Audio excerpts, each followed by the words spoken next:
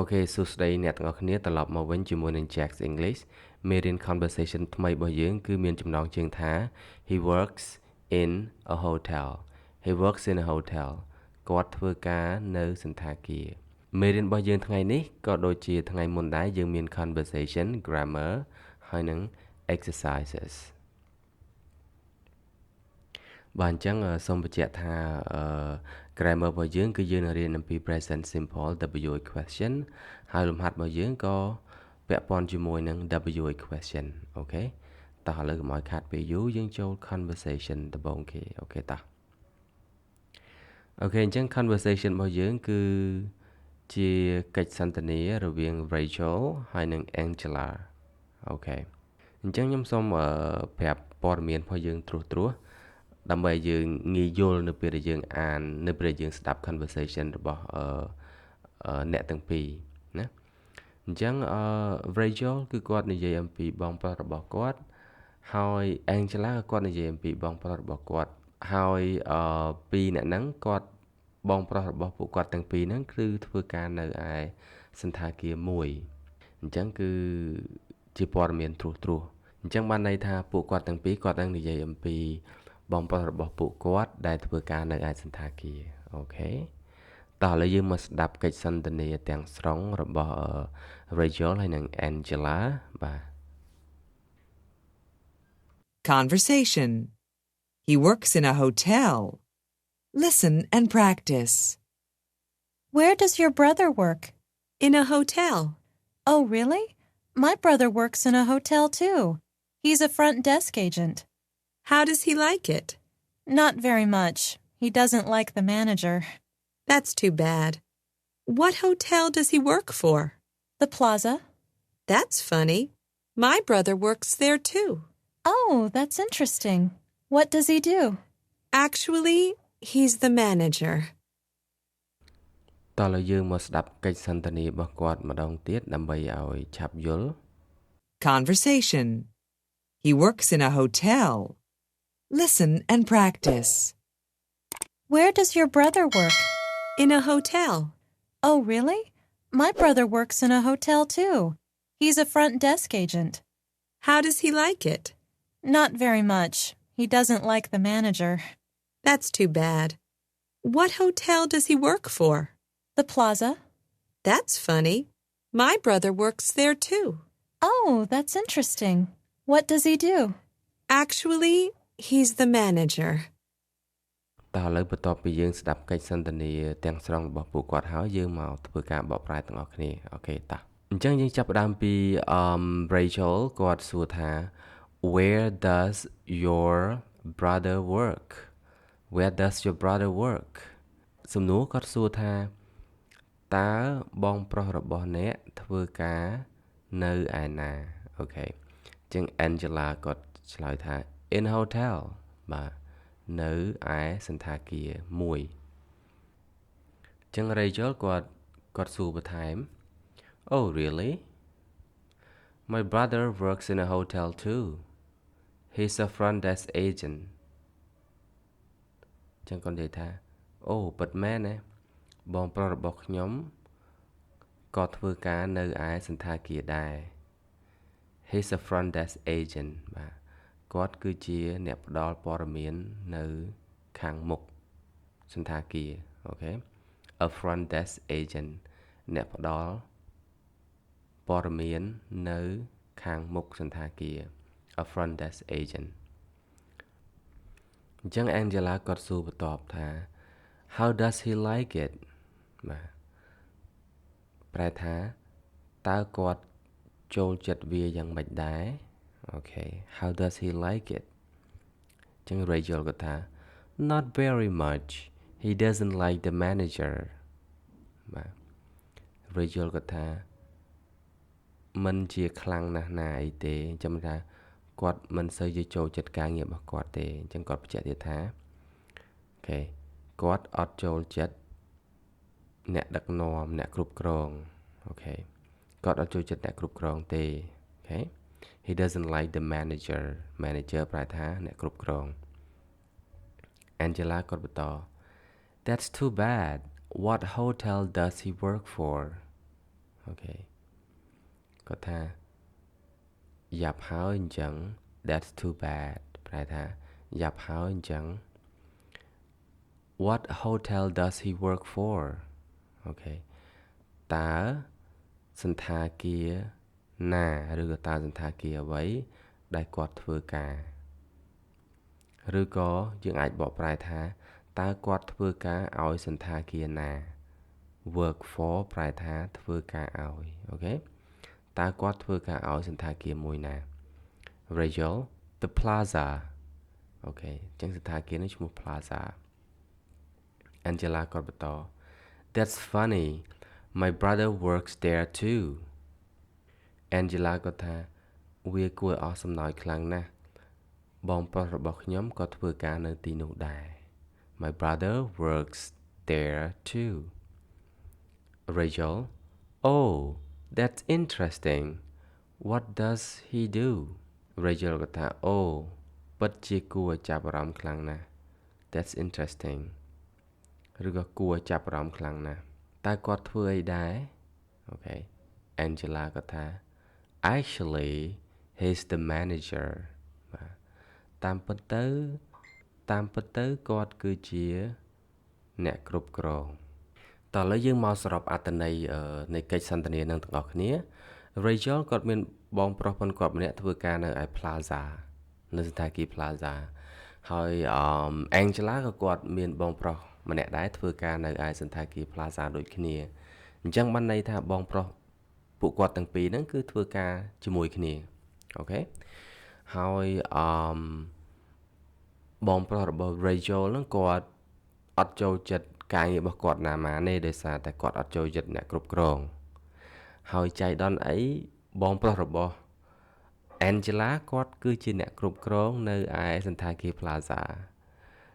អូខេអញ្ចឹងបានន័យថាពីរអ្នកហ្នឹងគាត់និយាយចុះនិយាយឡើងគឺបងប្រុសផងគាត់ទាំងពីរហ្នឹងគឺអត់ចូលចិត្តគ្នាទេនៅកន្លែងការងារអូខេ So the question is Does Rachel brother likes his job? So the answer should be he doesn't like his job because he doesn't like his manager. So who doesn't like the manager? អ្នកណាគេដែលអត់ចូលចិត្តអ្នកគ្រប់គ្រង It's Rachel brother. Okay. អញ្ចឹងអ្នកដែលអត់ចូលចិត្ត manager គឺជា Rachel brother គឺជាបងប្រុសរបស់ Rachel. Okay. Alright, so this is the end of the conversation. Now we go to grammar part. តោះឥឡូវយើងចូលមកចំណុចវេយ្យាករណ៍ grammar focus តោះឥឡូវយើងមកមើល grammar focus របស់យើង grammar focus គឺយើងនឹងរៀនអំពី present simple WH questions គឺយើងនឹងរៀនអំពីរបៀបនៃការសួរដោយប្រើប្រាស់សំណួរទាំងឡាយណាដែលចាប់ផ្ដើមដោយ W ឬក៏ H ឧទាហរណ៍ថា number 1 Where do you work? In a hospital តើអ្នកធ្វើការនៅឯណា Where ឯណាតើអ្នកធ្វើការនៅឯណាចម្លើយ In a hospital បាទនៅឯមន្ទីរពេទ្យ What do you do តើអ្នកធ្វើអីគេ I'm a doctor ខ្ញុំគឺជាវេជ្ជបណ្ឌិត How do you like it តើអ្នកចូលចិត្តវាយ៉ាងណាដែរអូខេចឹងគាត់និយាយថា I really like it ខ្ញុំពិតជាចូលចិត្តវាខ្លាំងណាស់តោះមកទៀតយើងមើលរូបភាព Where does he work in a hotel តើគាត់ធ្វើការនៅឯណានៅឯសន្តាគារ What does he do បាទតើគាត់ធ្វើអីដែរ He's the manager បាទគាត់គឺជាអ្នកគ្រប់គ្រង How does he like it តើគាត់ចូលចិត្តវាយ៉ាងម៉េចដែរ It's okay វាមិនអីទេតោះមកទៀត Where do they work in a restaurant តើពួកគេធ្វើការនៅឯណា Where ឯណា in a restaurant បាទនៅឯភោជនីយដ្ឋានមួយ What do they do តើពួកគេធ្វើអីគេ They're waiters បាទពួកគេគឺជាអ្នកបម្រើឬក៏អ្នករត់តុ how do they like it តើពួកគេចូលចិត្តការងារនឹងមិនដែរ they hate it បាទពួកគេស្អប់វា hate ស្អប់អូខេអញ្ចឹងយើងយល់ពីសំណួរហើយយើងដឹងពីអត្ថន័យនៃសំណួរទាំងអស់ហ្នឹងហើយវាអត់លំបាកអីនៅក្នុងការចាំទេវាសំណួរហ្នឹងគឺដដែលដែលយើងធ្លាប់រៀនកាលពីមុនហើយណាតោះឥឡូវយើងសល់ចំណុចមួយចុងក្រោយគឺលំហាត់អូខេចឹងលំហាត់របស់យើងគឺ complete these conversations ចូលបំពេញកិច្ចសន្ទនាទាំងអស់នេះ complete these conversations តោះឥឡូវយើងមើល conversation ទី1កន្លែងនេះគឺគេធ្វើហើយណាអញ្ចឹងលំហាត់គឺគេដាក់មកចន្លោះឲ្យយើងបំពេញបន្ថែមអញ្ចឹងដំបូងគឺមានតែ does your sister បាទហើយ question អញ្ចឹងនៅពេលដែលយើងចង់និយាយថាមុនពេលដែលយើងធ្វើលំហាត់ឬក៏បំពេញនៅចន្លោះគឺយើងគួរតែអានចម្លើយសិនអញ្ចឹងយើងមើលចម្លើយគឺថា my sisters សុំទោសកន្លែងនេះណាគឺ sister អត់មាន s ទេណាយើងអត់មាន s ទេ my sister she's a nurse អញ្ចឹងយើងមើលចម្លើយគាត់សួរថាបងស្រីរបស់ខ្ញុំគាត់គឺជា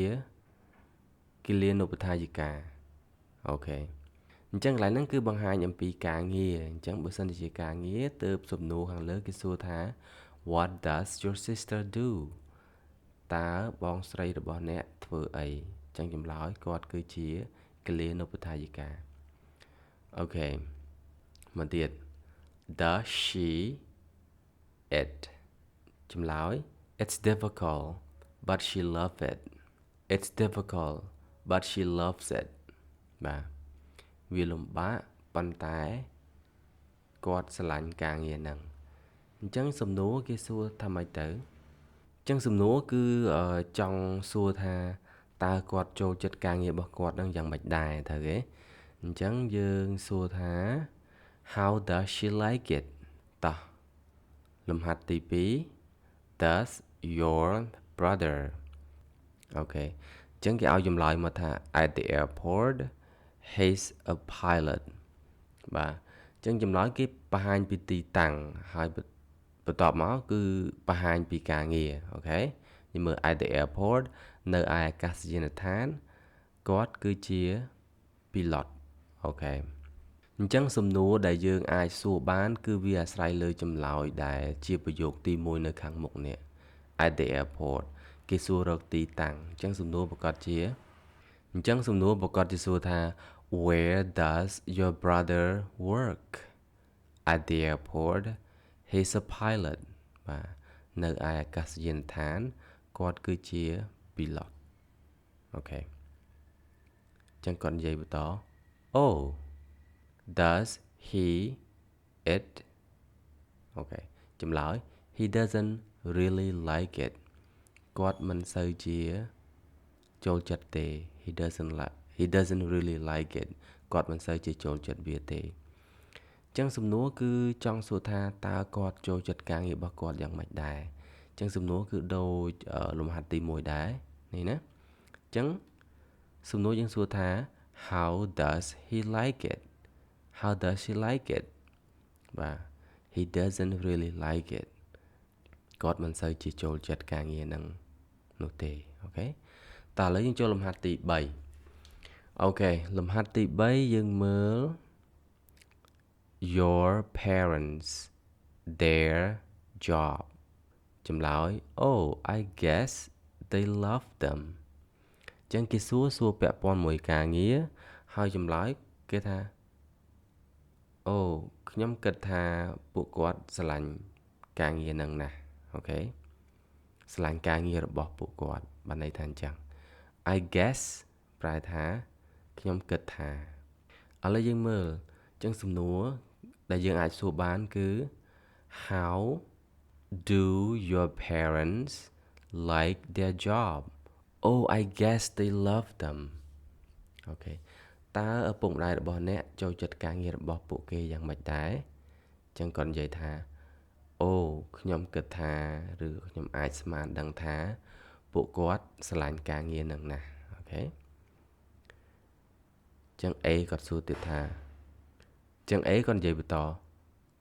I don't remember អូខេ do they អូខេអត់ដឹងថាគេត្រូវចង់សួរអីទេតែមើលចម្លើយសិន in an office in the city ចឹងកន្លែងនេះគឺបង្ហាញពីទីតាំងបើសិនជាបង្ហាញពីទីតាំងគឺយើងប្រកាសជាមានសំណួរមួយគឺ WA question មួយគឺ where ត្រូវទេ where គឺបង្ហាញពីទីតាំងចឹងចម្លើយគាត់ថានៅឯការិយាល័យនៅឯទីក្រុងចឹងសំណួរប្រកាសជាគេចង់សួរថា where do they work ពួកគេធ្វើការនៅឯណា in an office in a city បាទនៅការិយាល័យនៅឯទីក្រុងលំហាត់ទី4 do you អូខេចម្លើយ I'm a student ចម្លើយ I'm a student ខ្ញុំគឺជាសិស្សចឹងសំណួរគេសួរថាតើអ្នកធ្វើអីមានការងារអីបើយើងមានការងារទេគឺយើងនិយាយថាយើងជាសិស្សត្រូវទេ What do you do I'm a student ខ្ញុំគឺជាសិស្សតើអ្នកធ្វើអីតើអ្នកមានការងារអីខ្ញុំគឺជាសិស្សអីគាត់ថា I see ខ្ញុំដឹងហើយ I see ខ្ញុំយល់ហើយខ្ញុំដឹងហើយ I see អូខេមកទៀត do you your classes គាត់និយាយថា they are good I like them a lot ពួកវាល្អខ្លាំងណាស់ខ្ញុំចូលចិត្តពួកវាខ្លាំងណាស់អញ្ចឹងកន្លែងហ្នឹងគឺសំណួរហ្នឹងគឺចង់សួរថាតើគាត់នឹងចូលចិត្តមុខវិជ្ជាថ្នាក់រៀនផងគាត់នឹងយ៉ាងម៉េចដែរណាអញ្ចឹងសំណួរយើងអាចសួរថា How do you like your classes classes គឺបើនិយាយចំទៅមិនមែនបកថាថ្នាក់រៀនទេ classes កន្លែងនេះគឺចង់សំដៅលើមុខវិជ្ជាពីមួយថ្នាក់ទៅមួយថ្នាក់មុខវិជ្ជាដែលគាត់រៀនដូចជាគណិតវិទ្យាដូចជាប្រវត្តិវិទ្យាដូចជាអក្សរសាស្ត្រអីជាដើមអញ្ចឹងគឺចង់សំដៅលើមុខវិជ្ជាអញ្ចឹងគាត់និយាយថា they are good បាទអញ្ចឹងមុខវិជ្ជាទាំងអស់ហ្នឹងគឺល្អ I like them a lot ខ្ញុំចូលចិត្តមុខវិជ្ជាទាំងអស់ហ្នឹងខ្លាំងណាស់បានន័យថាអញ្ចឹងអូខេ Alright thank you so much for learning English from Jack បាទអរគុណសម្រាប់ការចូលចិត្តតាមដានវីដេអូមេរៀនភាសាអង់គ្លេសពី Jack's English សូមកុំភ្លេចជួយចុចជាវឬក៏ Subscribe ដើម្បីទទួលបានវីដេអូថ្មីៗបាទអរគុណជំរាបលា